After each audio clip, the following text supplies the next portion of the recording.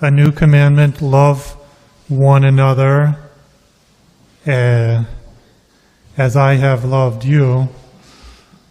Love one another. It's kind of a nice thing to say. Kind of a bumper sticker. Love one another.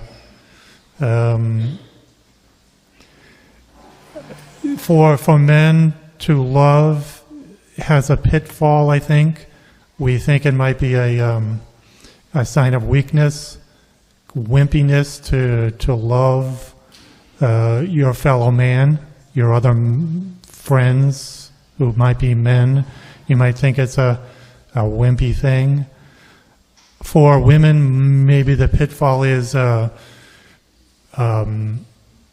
love somebody else is all emotion.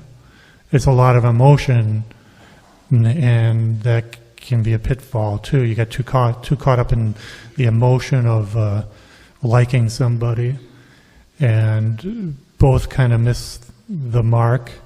Loving someone else is all kinds of virtuous things. It takes a lot of work to love somebody else. It's like forgiving somebody else. In marriage, of course, there's all kinds of... In marriage, there's a lot of work to love your spouse. And it's a lot of challenge. It's an adventure. It's, understanding the weaknesses and the strengths of the other person, the complementarity.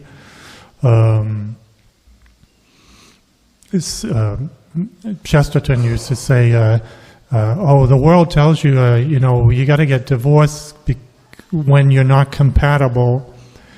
And Chesterton says, that's the definition of marriage, is to be not compatible. To be incompatible is what men are and women are. We're different. And there's all kinds of beauty in that. Getting to know each other, your strengths and weaknesses, how they complement and help you, the other spouse. That has to be learned. And it is possible to love your neighbor. It's possible.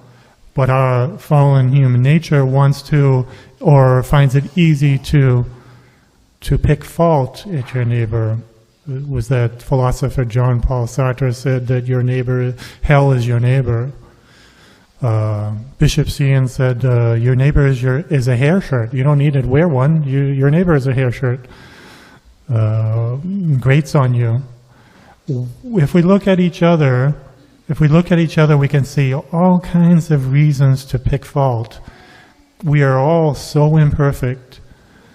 It's easy to focus on the faults of your neighbor and to have bad feelings towards your neighbor.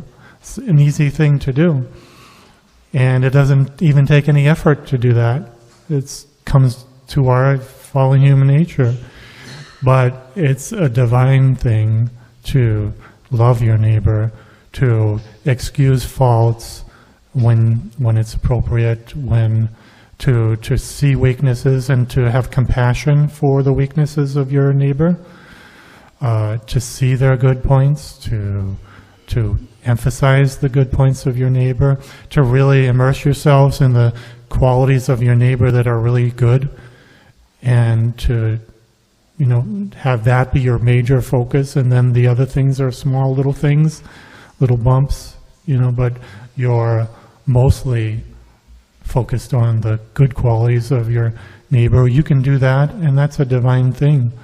It's a divine thing to love your neighbor like Jesus, because Jesus is divine. We can love our neighbor in a superhuman way, in a supernatural way, in a divine way, because we are united to Jesus. And if you find it difficult, unite yourself to Jesus. Pray for help. Go to the Eucharist. Go to confession. Get that divine supernatural help to love your neighbor. And this is a command.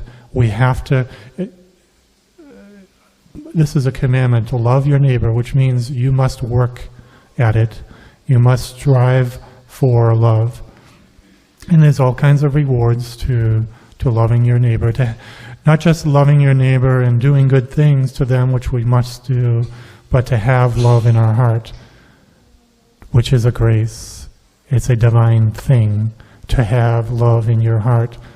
Even if you're not doing anything, you just are full of love. You're full of the grace of love, the virtue of love that God plants there. God gives it to you because you ask for it. You want it. You want to love. God is love. God is a consuming fire of love. He's full of love, full of infinite love to give to us, to help us to love our neighbor. And He didn't make it easy. He doesn't want it to be easy to love your neighbor. So don't complain saying, it's so hard. My neighbor does all these things to me and to other people. It's so hard. It's too hard. You know, Jesus did it. He did it. He showed the example. You know, how often is Jesus offended? How greatly was He offended?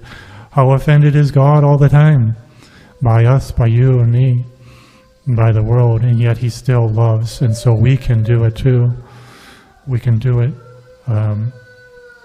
We need to pray for the grace to love our neighbor, to obey this command, to imitate Jesus, to be one with Jesus in this great virtue.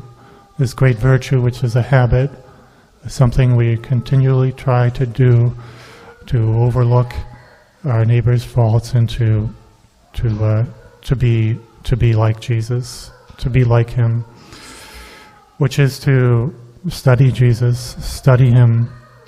Look at all the different things we have to do in love. We need to forgive, which is a divine thing. Look at the world. The world does not look at cancel culture. Cancel culture is a proof of the unforgiveness of the world. Even if you say you're sorry, they will not forgive. You lose your job. You lose your friendship. I cancel you. There's nothing you can do about it.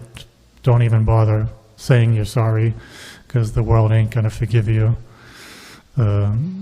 But Christians will. We have to forgive. We have to be compassionate.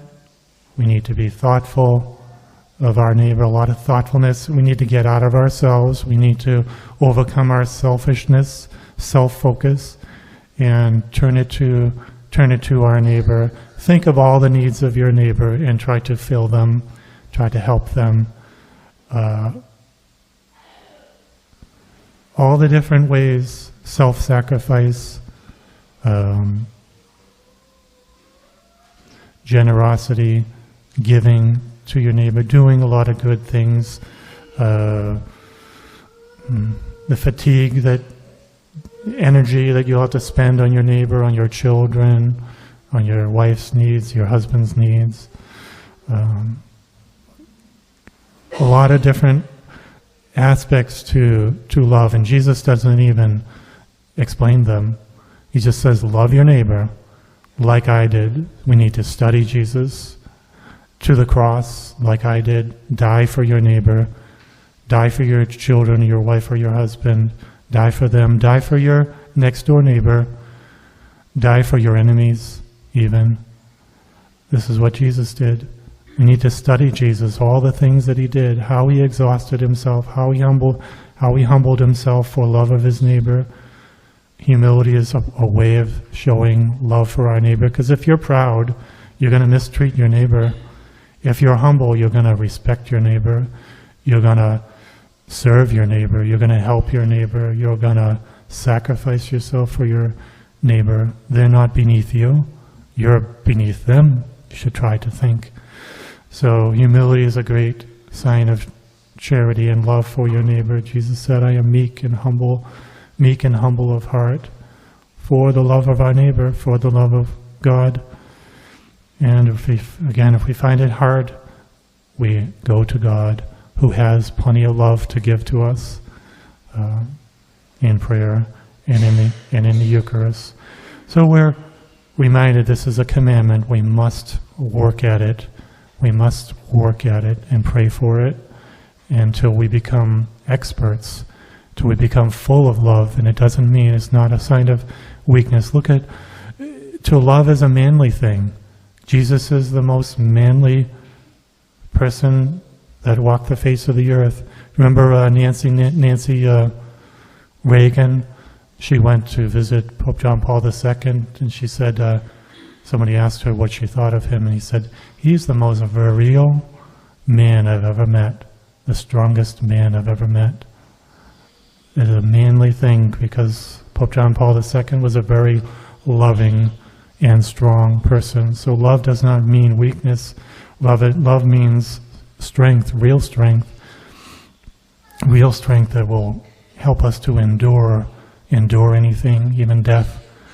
Love is the strongest power on earth.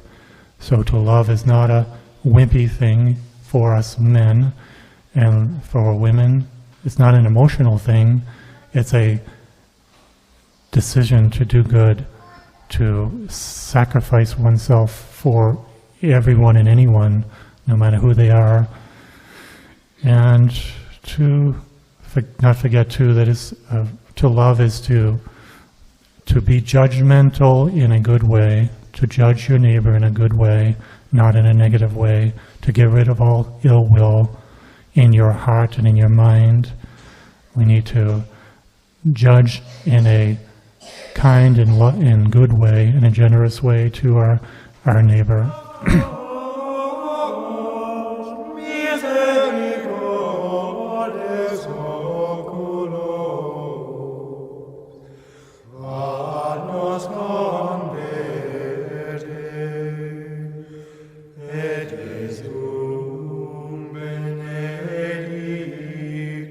Fructum ventris tuum.